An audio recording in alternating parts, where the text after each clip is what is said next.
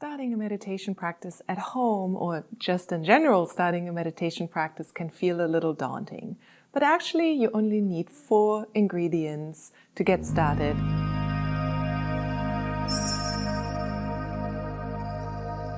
Hi, I'm Katja Cahoon. I'm a yoga teacher and psychotherapist. So meditation and mindfulness are obviously an amazing way to live life or to integrate into life. But sometimes it can feel a little daunting and overwhelming, and you might wonder, what do I need? How do I get started? And that's what I would like to show you today. You need 4 things. Some of them are practical and some of them are more mental, emotional. So let's start with the most important one, which is your intention and motivation. We know from research that we're much better able to achieve our goals when we have a clear intention and motivation. So the most important question to ask yourself is, why are you starting a meditation practice? Why do you want to start a meditation practice? And if you have a clear answer for that, first of all, that's going to be helpful. Second, put it down somewhere where you can see it on a regular basis. Because we all have these great plans, right? And then in the practicality of life and things get busy, we can forget. But if you have your clear intention and you have it somewhere, a visual reminder in a place where you see it regularly, it really helps to stay committed, which is ingredient number 2, commitment. So make a commitment that you can absolutely keep. So for me, my commitment is I meditate every day, no matter what. Now that sounds pretty big. However, some days that might be 5 minutes of meditation when I'm busy, or when there's a lot going on, or whatever it might be. I aim to meditate 30 to 45 minutes every day, but no matter what, I meditate. So that way I commit, and I really can't lose, because you know what? Everybody has 5 minutes in their day.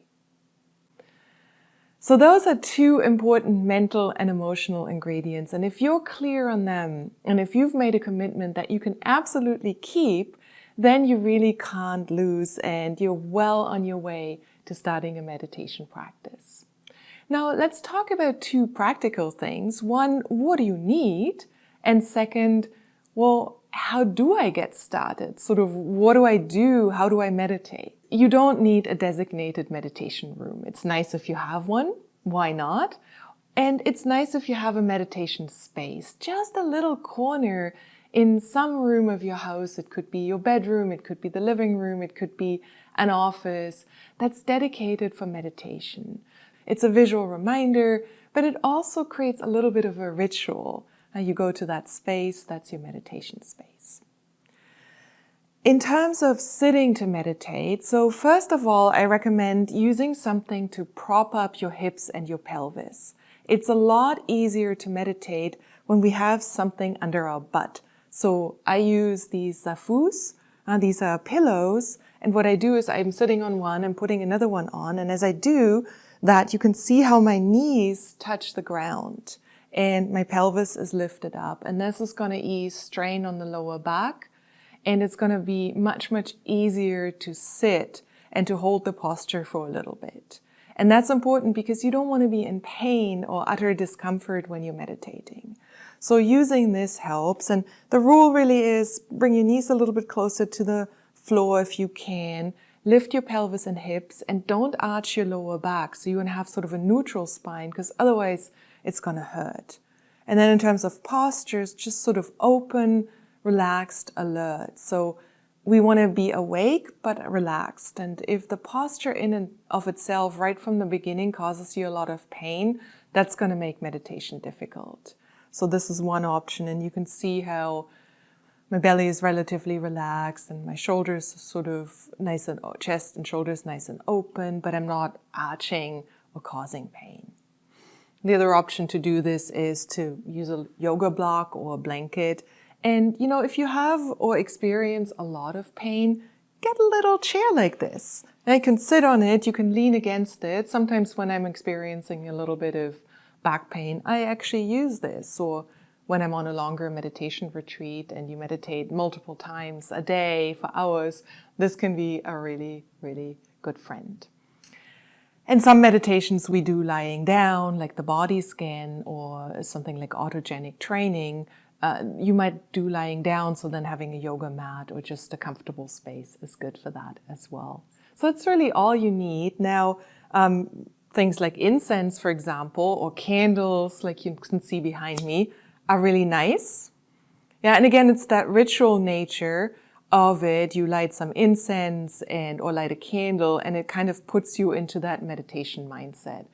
And the nice thing with incense or candles is that the scent can also be something that you focus on during your meditation, which is a lovely way to stay focused and concentrated. And they smell good. I like those. Good.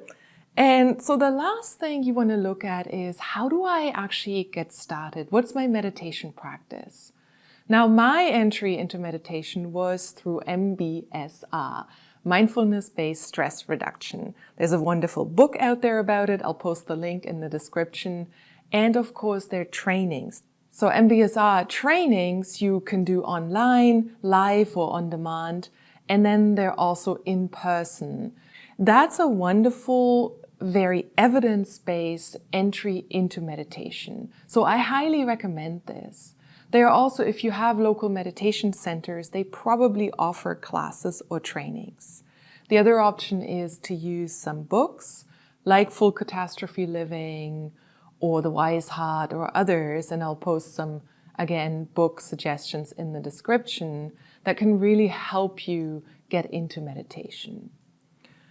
I used to be a huge fan of apps. There's Headspace, there's Calm, there's Insight Timer, and those are also great ways to get started.